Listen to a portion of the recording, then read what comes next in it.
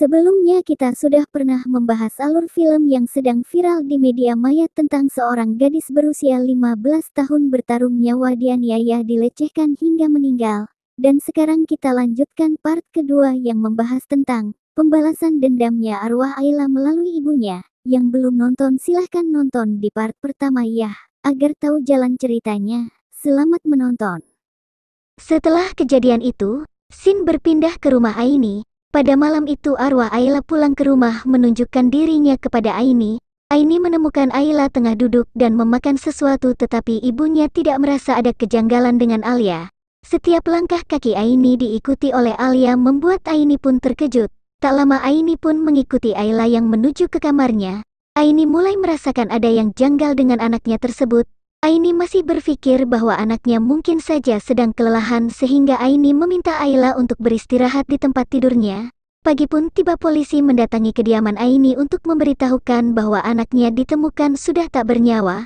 Aini yang mendengarnya pun menanggapi informasi yang diberitahu oleh polisi itu terlihat biasa saja. Karena yang dia tahu tadi malam anaknya baik-baik saja di rumah. Dan polisi pun meminta Aini untuk mengecek apakah benar Alia yang dimaksud Aini itu ada di rumah. Setelah dicek ternyata Ayla tidak ada di tempat dan polisi pun meminta Aini ikut ke rumah sakit untuk memastikan apakah benar atau tidak itu mayat anaknya. Tak lama sesampainya Aini ke rumah sakit dokter membuka kain penutup mayat dan benar saja itu adalah mayat Ayla. Dengan rasa percaya dan tidak percaya Aini pun histeris dan sangat terpukul melihat keadaan yang menimpa anak sulung yang sangat dicintainya telah terbujur kaku. Dengan kejadian ini, hari-hari Aini pun terasa sangat hampa. Aini tak dapat mendengar suara tertawa dan tak dapat memanjakan anak yang sangat dicintainya. Aini sangat terpukul dan melihat dunia ini tidak ada artinya lagi melihat putri yang telah dijaganya sepenuh hati meninggalkannya dengan cara yang mengenaskan. Tak lama Aini pun menemukan handphone Ayla yang Ayla jatuhkan di bawah kursi di saat terburu-buru untuk bertemu 3 penjahat yang telah membunuhnya. Aini menemukan video Ayla di saat Ayla sedang dilecehkan ketiga penjahat tersebut yang dikirimkan oleh Apai untuk mengancam Ayla agar menemuinya di saat kematian Ayla. Dari petunjuk itulah Aini mengetahui siapa yang telah membunuh anaknya tersebut. Balas dendam pun dimulai. Aini mengatur strategi untuk membalaskan dendamnya anaknya yang telah menderita akibat perbuatan keji oleh ketiga penjahat tersebut. Satu persatu dari mereka pun habis dibunuh oleh Aini. Korban pertama ialah Luke. Luke menjadi target utama Aini. Di saat Ayla masih hidup Ayla sempat memohon dan meminta bantuan kepada Luke agar melepaskannya. Tetapi di bawah tekanan teman-temannya Luke pun tak bisa mengabulkannya meskipun di awal Luke tidak tega dengan Ayla dengan terpaksa Luke pun ikut melecehkan Ayla. Dengan kematian Luke pun sedikit hati Aini mulai puas membalaskan dendam anaknya. Sin berpindah ke Apai salah satu pelaku utama kematian Ayla.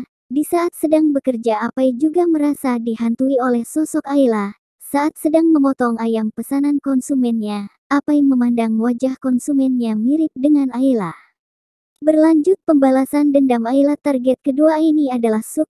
Suk merupakan pelaku yang sangat keji melecehkan Ayla. Aini berhasil memasang strategi untuk membunuh Suk. Dan benar Suk berhasil mati di tangan Aini di lokasi markas mereka. Dengan kematian yang beruntun ini pun membuat polisi curiga terhadap Aini, dan tak lama polisi memutuskan untuk pergi ke rumah Aini. Di saat itu Aini sedang melakukan strateginya yang terakhir untuk membunuh Apai. Saat kejadian itu Aini sempat mendapat perlawanan Apai.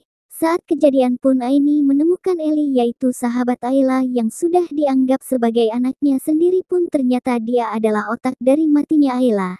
Ternyata Eli menyimpan dendam kepada Ayla. Ayla yang sangat disenangi banyak orang karena kebaikannya membuat Eli iri kepada Ayla. Dan Eli pun menyuruh Apai dan kawan-kawannya untuk memberi pelajaran kepada Ayla. Dengan bayaran Eli bersedia untuk melayani kepuasan hasrat Apai dan kawan-kawannya. Seiring kejadian akhirnya Apai terjebak perangkap yang telah dibuat oleh Aini. Apai pun mati di tangan Aini, dan Eli pun juga mati jatuh dari lantai 3 karena ketakutan dikejar oleh arwahnya Ayla. Aini pun merasa puas karena orang yang telah membuat anaknya menderita pun telah mati di tangannya sendiri. Tak lama pun polisi datang di tempat kejadian. Aini pun menyerahkan diri dengan rasa puasnya. Cerita pun selesai. Baiklah, segitu dulu hal yang dapat saya sampaikan. Terima kasih sudah mendukung channel ini dengan subscribe, like, dan komentar. Sampai bertemu di video selanjutnya.